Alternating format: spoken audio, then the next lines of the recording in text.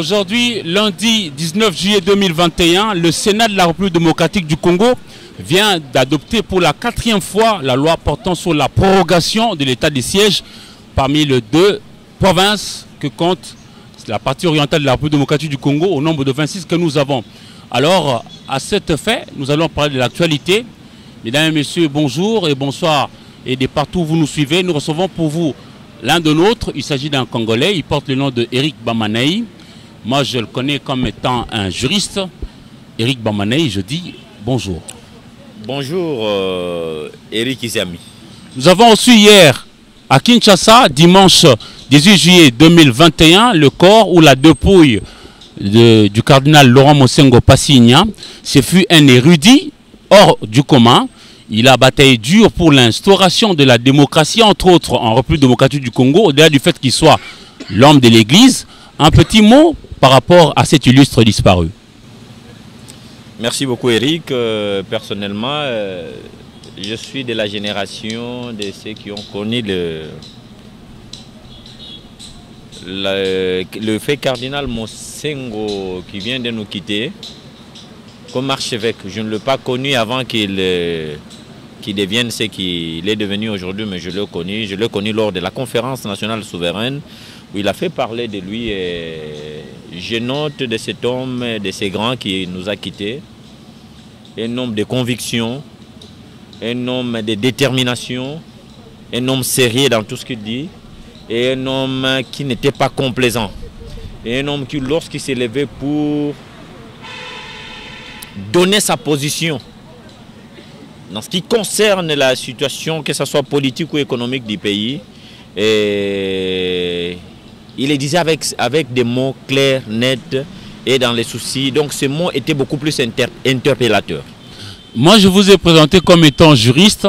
Au nombre de téléspectateurs qui suivent ce module, il y a la jeunesse. Qu'est-ce que vous auriez voulu que le jeune Congolais retienne du cardinal Laurent Mosengo Passigna? Un modèle de la société congolaise, quelqu'un qui a su marquer son histoire, son passage sur la terre des humains, surtout au Congo. En tout cas, c'est un être humain, il pouvait avoir ses défauts, mais sur le plan pratique, c'est quelqu'un qui a apporté beaucoup, non pas seulement en tant que prélat catholique, mais aussi dans la société congolaise. Quand je parle de la société congolaise ici, je vois la politique, je vois l'économie, donc je vois la société congolaise dans son ensemble et dans tous ses aspects. Alors, nous allons dire que le bon Dieu mette son âme près de fleurs et parmi les glorieux pacifis en grand. Et il a été même celui qui avait, entre autres, dirigé aussi l'Assemblée nationale, qu'on appelait autrefois les chambres législatives aussi. Alors, on en viendra à ce que lui a abordé aussi en son temps, c'est-à-dire le chapitre politique. Et aujourd'hui, en termes de la politique en République démocratique du Congo, il y a une initiative de loi qui fait quand même soulever de nombreuses vagues. On parle de la loi portant sur la manière de verrouiller certaines fonctions étatiques chez nous. Vous, votre position, c'est laquelle? Avec l'initiative qui a été autrefois portée par Noël Tiani, et puis au niveau de l'Assemblée nationale, c'est plutôt un élu, Pouloulou, qui l'a amené là-bas. Merci beaucoup, Eric. Je ne vais pas trop épiloguer sur cette loi-là. Pourquoi? Mais nous voulons, je m'excuse Eric, mais je reviendrai quand même sur le passé. En ce qui concerne cette loi, nous avons eu une constitution avant la constitution des belligérants de 2006. C'est laquelle de constitution que vous jugez de belligérants aujourd'hui? Oui, la constitution de ceux qui voulaient se partager les gâteaux, puisque pour moi, il faut à tout prix réviser cette constitution. Votre mot n'est pas si fort que ça. Vous parlez de la belligérance alors qu'on a été tous à Sand City. Oui, c'est une constitution de belligérants, puisque cette constitution, c'est une constitution qui a été taillée sur mesure parce qu'il fallait privilégier certains individus. Mais je ne vais pas aller sur ce terrain-là. Mais Eric, je reviens beaucoup plus sur la constitution qui a existé avant toutes ces constitutions. Il était question que dans la première ou dans les constitutions qui ont précédé la constitution que moi je traite de la constitution des belligérants, il y a eu des constitutions qui ont existé, mais qui voulaient que pour assumer le haute fonction dans ces pays, surtout à la magistrature suprême, il fallait être des pères et des mères, congolais des pères et des mères. À l'époque, c'était zaïrois des pères et des mères. Quand la loi, la nouvelle constitution est arrivée, la constitution de 2006 bien entendu. Février 2006. Février 2006 est arrivée. nous avons vu que cette disposition a été élaguée de la Constitution. Comment mais en lieu et place, on nous a parlé, je crois, autour de l'article 73. Je crois l'article 73 ou 72, quelque chose, dans l'une des alinéas où on nous a parlé d'être Congolais d'origine. Mais ça n'a pas changé la donne. Congolais d'origine, ça veut dire quoi? Puisque nous avons, pour devenir Congolais, d'abord, nous avons des Congolais de souche qui sont les Congolais d'origine tels que nous sommes des pères et des mères. Nous avons des Congolais qui ont acquis la nationalité par les Yus Soli, parce qu'ils sont nés au Congo. Nous avons des Congolais qui sont devenus des Congolais par ce qu'on appelle la petite naturalisation et la grande naturalisation. Et la loi à la matière définie pour, comment on appelle ça? Les mécanismes pour pouvoir acquérir la petite naturalisation et les mécanismes aussi pour pouvoir accéder à la grande naturalisation. Mais toutes comment on appelle ça, ces nationalités acquises. Mais pour la bonne compréhension, je m'excuse, c'est quoi que vous entendez par petite naturalisation et grande naturalisation? Explicitez un peu la pensée. La petite naturalisation n'est pas accordée aux Congolais d'origine. La petite naturalisation est accordée à ceux qui ont vécu au Congo, des étrangers bien entendu. Ceux qui ont vécu au Congo et qui ont désiré, qui ont souhaité acquérir la nationalité congolaise. Et il y a des conditions, il faut avoir une résidence permanente, il faut avoir vécu au Congo pendant un certain moment. Donc il y a pas mal une série de conditions qu'il faut remplir. Donc on commence par une petite naturalisation, je pense qu'il va, le minimum c'est avoir vécu au pays pendant 15 ans.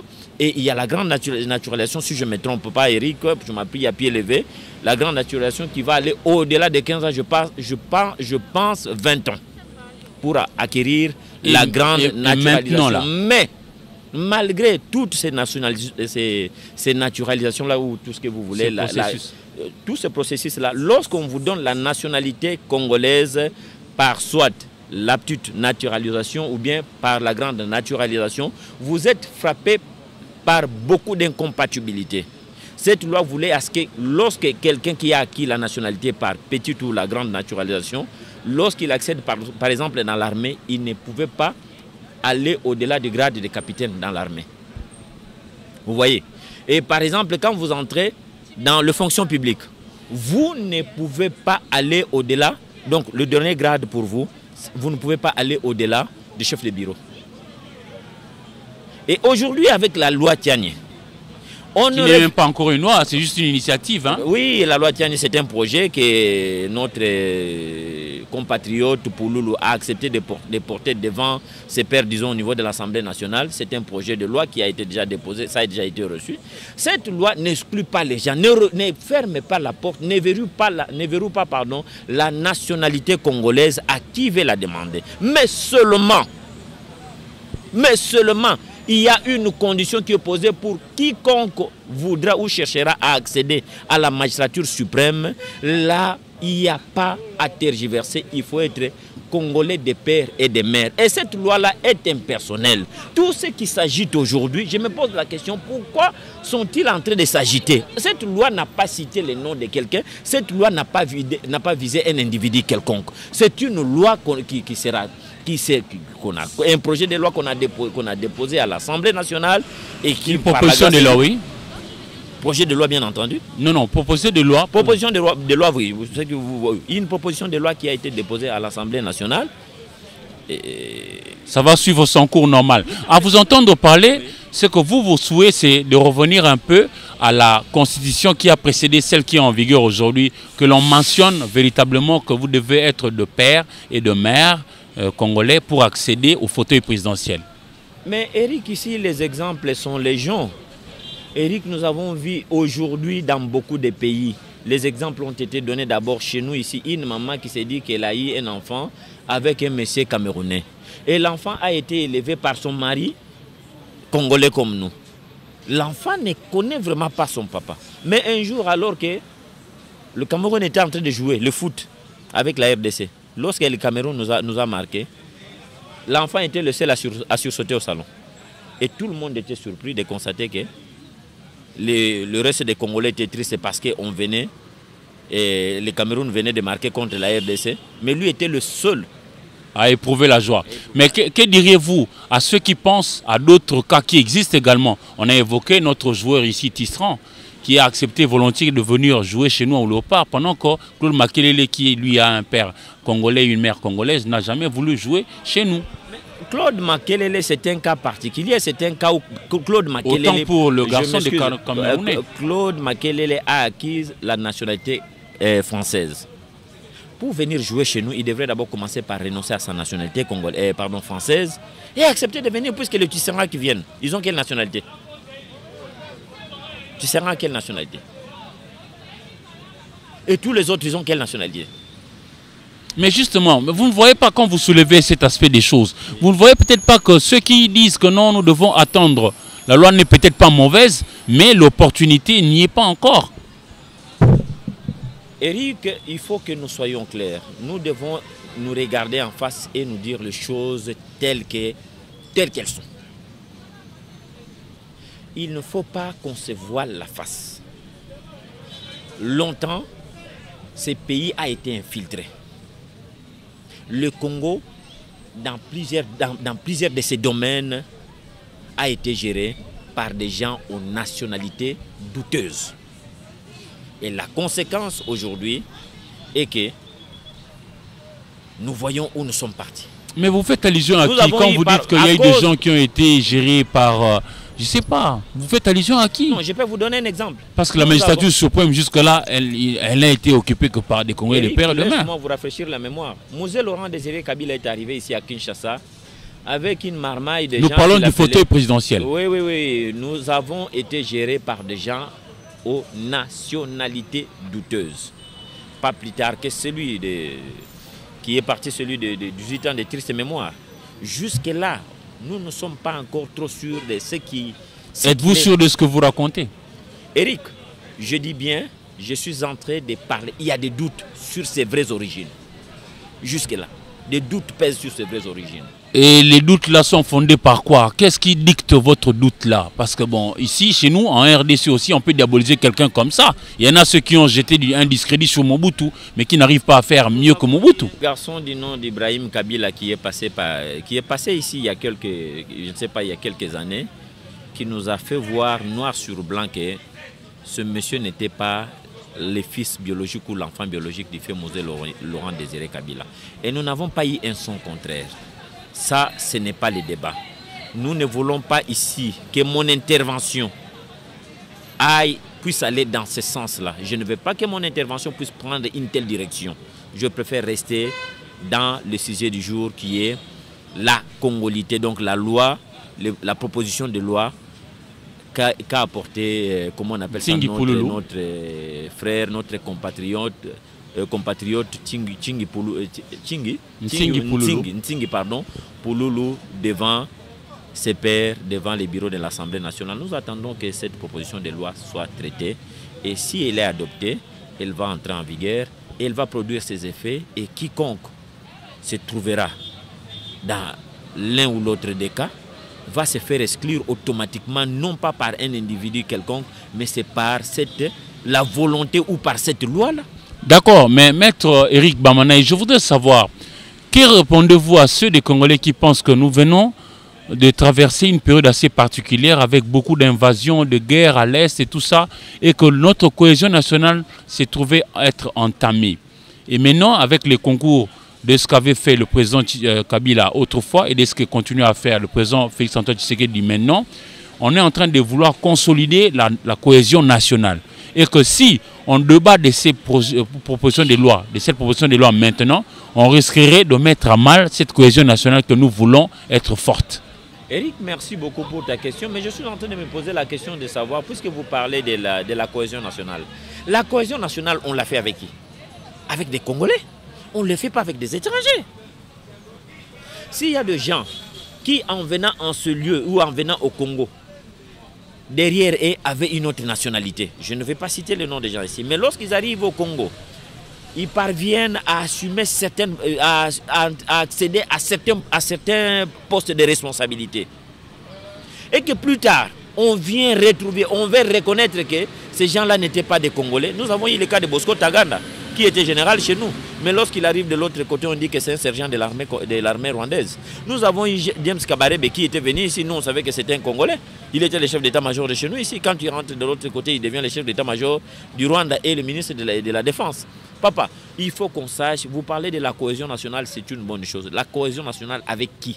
Qui est réellement congolais? Puisque nous ne pouvons pas avoir des tops au milieu de nous, nous ne pouvons pas avoir des gens dont nous ne connaissons pas l'origine, la provenance ou l'identité, puisque ces gens-là, tôt ou tard, ce sont des gens qui nous causeront des problèmes. Dieu a dit même, permettez-moi d'aller dans la Bible. Dieu a dit... À votre aise, allez-y. Oui, Dieu a dit à Agar, la maîtresse d'Abraham, il a dit, voici, tu es enceinte, tu enfanteras un enfant, à qui tu donneras le nom d'Ismaël. Cet enfant sera comme un âne sauvage. Sa main sera contre la main de tous ses frères et la main de tous ses frères sera contre lui. Et aujourd'hui, nous avons eu la guerre que nous avons connue à l'époque en Algérie. Il y avait les fils, ce qu'on appelle le Front islamique du salut.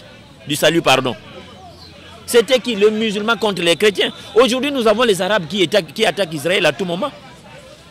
Ce sont les descendants d'Ismaël.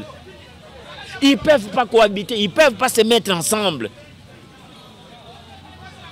À cause de leurs origines, papa. Alors justement, oui, on en vient à cette question. Oui. Donc vous êtes pour que l'on puisse d'abord aller au recensement avant d'aller aux élections. Mais je pense que... Pour connaître le vrai Congolais. L'idée d'aller au recensement, elle est salvatrice, elle est salutaire. Pour moi, aller au recensement, c'est vraiment l'un des éléments, l'un des moyens, l'une des procédures qu'il fallait vraiment à tout prix entamer ou engager pour que nous puissions savoir qui est réellement congolais. Puisque, il y a quelques années, j'étais en Allemagne, en train de parler avec un frère qui a acquis la nationalité congolaise. Et on était assis avec des Allemands blonds.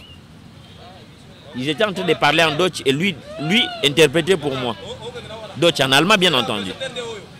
Et les compatriotes devenus allemands aujourd'hui avaient commis l'erreur de lâcher une phrase. Il a dit aux Allemands que l'Allemagne était son Vaterland. Ça veut dire la terre de ses ancêtres. Mais l'Allemand qui était à côté, parmi les Allemands qui étaient là, l'un d'eux n'a pas tardé à les recadrer. Il a dit non, non. L'Allemagne n'est pas la terre de tes ancêtres. Toi, tes ancêtres n'ont pas été ici. Toi, tu es venu après. Tu es aujourd'hui naturalisé allemand, par oui. acquisition, Mais oui, par acquisition. Donc, tu n'es pas allemand d'origine. Alors justement, oui, mais il y a un problème par rapport à ces sujets-là, oui, parce qu'on voudrait aussi, entre autres, respecter notamment le délai, oui, de la Constitution qui voudrait que, oui, chaque 5 ans que nous allions aux élections. Et les opposants actuels au président Félix-Antoine Tshisekedi disent qu'ils ne vont même pas lui accorder une seule minute de plus pendant cette mandature. Éric, je suis d'accord avec toi. Nous devons respecter le prescrit de la Constitution. Mais nous devons savoir aussi une chose. Pas les élections pour les élections. Puisqu'il y a des préalables. Plusieurs fois, nous avons eu déjà combien de cycles électoraux ici? Nous en avons eu 3. N'est-ce pas? Nous en avons eu 3. 2006, 2011 et 2018. Les résultats ont été chaotiques pour les uns et ont été satisfaisants pour les autres. N'est-ce pas? Est-ce que devrions-nous revenir, faire la même chose pour s'attendre à quel résultat? Moi, je pense que le mieux à faire, c'est de commencer d'abord par identifier qui va venir réellement voter, qui doit être réellement candidat et qui doit-on voter. Et lorsqu'on a identifié le lecteur, on a la facilité maintenant de connaître qui est le candidat.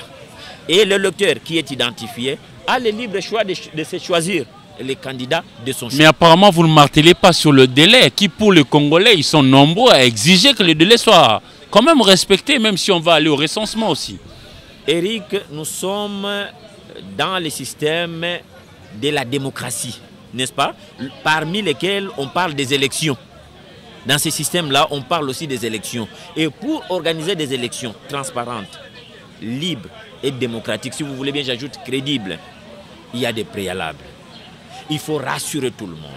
Mais je vous assure que... Mais l'assurance 100% n'existe pas sous les ciels. Effectivement, nous n'aurons pas, à 100%, nous n'allons pas rassurer tout le monde. On a vu aux États-Unis, pays de grande démocratie, avec Donald Trump. Oui, oui. Il a battu par Joe Biden, mais il n'a pas voulu accepter. Tout à fait, Eric. Donc, je voulais vous dire qu'il n'y aura jamais des élections parfaites sur cette terre. Le Congo est en train de s'organiser. Le Congo veut faire des choses bien.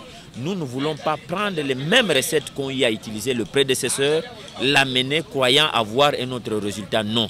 Nous voulons changer un peu la donne. Merci, la question du recensement, oui, c'est vraiment vos sont pesants d'or.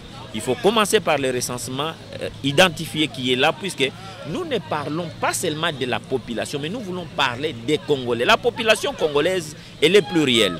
Mais nous voulons parler des Congolais d'origine, des Congolais qui peuvent être des électeurs. Puisque lorsque nous allons voter, lorsque nous allons aller aux élections, ce n'est pas toute la population qui se trouve au Congo qui va aller, puisque la population congolaise est composée de Maliens, des Libanais, de tout ce que vous voulez. Mais nous voulons parler des Congolais d'origine, des Congolais qui peuvent être des potentiels électeurs. Et ça tombe bien parce que cette émission porte le nom du Congo profond. Oui. Alors une autre question, vous avez parlé de James Kabarebe. Oui.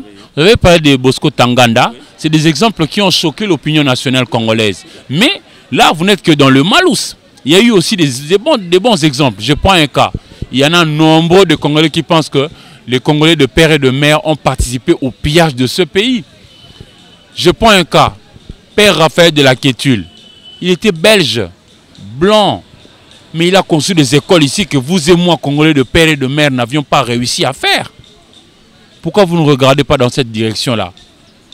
Que de faire attendre un peu cette proposition de loi d'attendre. Merci beaucoup, Eric. J'aimerais que nous puissions faire la part des choses. Nous sommes en train de parler d'un élément très important. Nous sommes en train de parler de la magistrature suprême. Le père Raphaël de la Quétule n'était pas un candidat président de la République. Nous sommes en train de parler, puisque la loi Tiani n'interdit pas, ne ferme pas la porte à quiconque veut acquérir la nationalité congolaise. On accepte que vous puissiez devenir congolais. Mais seulement, je dis bien, à certains postes de responsabilité, ceux qui ne sont pas congolais, des pères et des mères, ne peuvent pas y accéder, notamment la magistrature suprême. La magistrature suprême, justement, le père de la nation, garant du bon fonctionnement des institutions de la République démocratique du Congo. Cela est noté dans notre constitution en vigueur depuis février 2006, le 18 février. Alors, maître Eric Bamanaï, un autre sujet qui a défrayé la chronique, et vous avez beaucoup insisté sur la démocratie.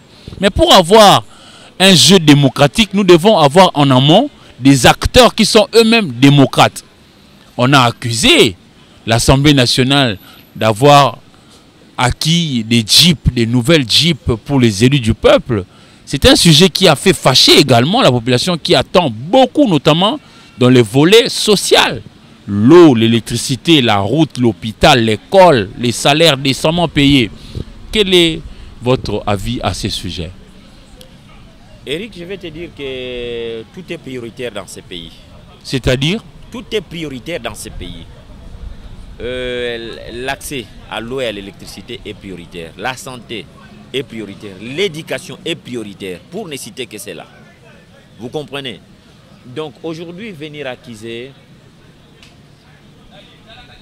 qu'il n'y a pas de démocratie au niveau de l'Assemblée nationale, cette question a fait couler beaucoup d'encre et de salive. Nous avons eu plusieurs versions. Nous avons eu la version du président de l'Assemblée nationale, de la Chambre basse, bien entendu. Nous avons eu la version de député Eliezer Tamboué. Il y a eu même le son du président de l'Assemblée nationale, Mbosoko Diamponga, qui a fuité. J'ai parlé, bon, je ne sais pas, et tout ça. Vous n'avez pas eu vent de ça? Merci beaucoup, Eric. J'ai parlé de lui aussi. J'ai parlé du député Jean-Jacques Mamba, qui aussi a donné sa version des faits. Mais je pense qu'il y a eu le président de la République qui lui est venu mettre un terme, est venu couper court à ce débat-là. Non, le débat continue. Il a dit quoi? Si et qui a rassuré les gens? Je pense qu'il y a ce qu'on appelle la mauvaise foi. Le président de la République a expliqué qu'il s'agit de ce qu'on appelle un montage financier. Ce sont des termes qui doivent nous en renvoyer encore, puisque tout intellectuel du Congo, tout intellectuel sérieux... Mais nous ne parlons pas qu'aux intellectuels, hein, socialisez votre langage. Je m'excuse, c'est un chercheur à vie, n'est-ce pas? Et lorsqu'il y a un concept, lorsqu'il y a quelque chose qui sort de quelque part, il faut se mettre à faire des recherches. Le président parlait de montage financier. quitte à nous maintenant de faire des recherches, de se poser la question, qu'est-ce que le montage financier, comment ça s'est fait et quelles sont les conséquences, quels sont le contour de ce que le montage financier apporte autour de ceux qui le pratiquent, ceux-là qui le pratiquent. Mais maître Éric Bamane, vous soutenez les chefs de l'État, nous tous d'ailleurs, mais seulement il faut le soutenir dans ce qui fait que le Congo puisse avancer. Parce que nombreux sont des Congolais qui disent qu'au lieu de faire ce montage financier qui a réussi pour les jeeps des députés, mais ils n'arrivent pas à faire des montages financiers qui autorisera aux Congolais d'accéder à l'eau, à l'électricité. Parce que quand il n'y a pas d'électricité, il y a la flambée des actes de vandalisme, de violence. Éric, je vais vous répondre comme ceci. Vous savez, le président de la République a récupéré les pays. Il a trouvé un pays en lambeaux. Aujourd'hui, c'est quelqu'un qui est en train de travailler. Il y a des résultats à court terme, à moyen terme et à long terme. En ce qui concerne, par exemple, je parle de l'eau, l'accès l'électricité, à l'électricité et à l'eau potable. C'est parmi les besoins les plus importants et les plus essentiels, si vous vous permettez. Pour aujourd'hui, pouvoir permettre que tous les Congolais de tous bords, puissent avoir l'accès à l'eau potable, il faut d'abord commencer par renforcer les usines de captage d'eau. Et aujourd'hui, au moment où je vous parle, il y a plusieurs usines de captage d'eau qui sont en pleine construction. Donc d'ici peu de temps, on ne parlera plus de cette histoire d'eau. Même si ça ne pourra pas être réduit à 100%, mais je dirais qu'une bonne partie, si pas au moins 70 à 80% de la population congolaise et en général et vous voulez plutôt dire quand même si on ne va pas atteindre l'accès à l'eau potable à 100%, mais il y aura quand même une augmentation. Oui, c'est ce que vous voulez dire. Nous allons aller progressivement, mais d'ici peu, je crois que les 80% surtout de la population en général congolaise et en particulier quinoise aura accès à l'eau potable et la question aussi comment on appelle ça, d'électricité. On est en train de voir. Donc je pense même qu'il y a un plan qui est déjà en train d'être exécuté pour essayer d'améliorer ce qu'on appelle la desserte en électricité. Alors on est en train petit à petit de chuter. On aborde un dernier sujet relatif à la manière de lutter contre la propagation de la pandémie du coronavirus. Le Congo, jusqu'à aujourd'hui, lundi 19 juillet 2021, a atteint 1018 morts. Je dis bien 1018 morts. Mais les mesures barrières édictées par les autorités sont aujourd'hui un peu de nature à pouvoir faire jaser la population jusqu'à dire est-ce chez nous le virus n'atteint la population que lorsqu'il s'agit de nous, la population lambda. Parce qu'on observe à plusieurs occasions, lorsqu'il y a par exemple deuil au niveau de ceux qui sont proches du chef de l'État, il y a un très grand nombre de gens qui viennent au deuil, on ne leur fait rien. Mais lorsqu'il s'agit d'un deuil dans nos quartiers, c'est des problèmes avec la police, c'est des restrictions. Mais comment on doit se comporter?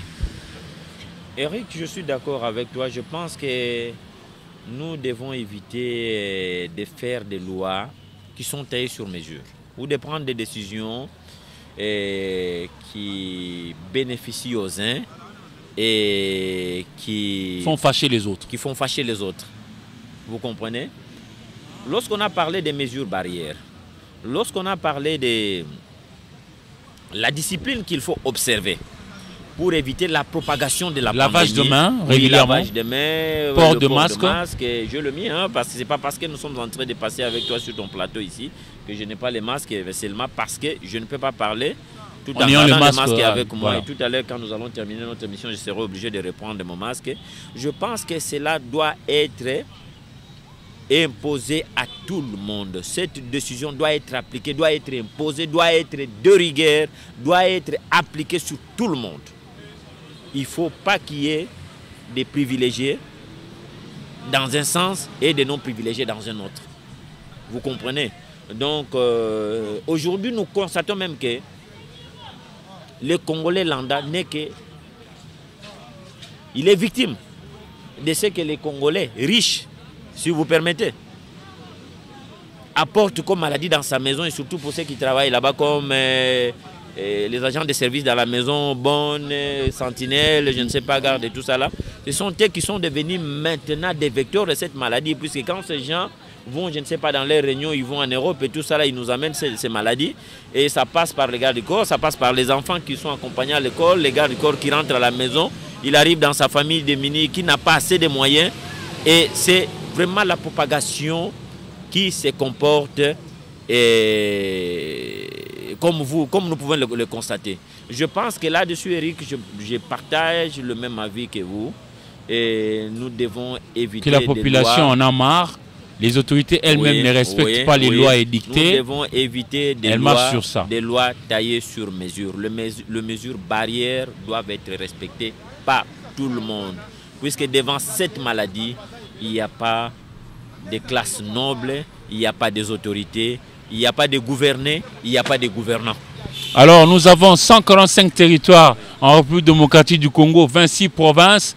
Nous sommes ici dans la ville de Kinshasa qui est la capitale de la République démocratique du Congo. Nous avons reçu pour vous Eric Bamanaï, à qui nous disons également merci d'avoir répondu à notre invitation. Nous on a choisi de parler du Congo profond, c'est le nom même de votre émission.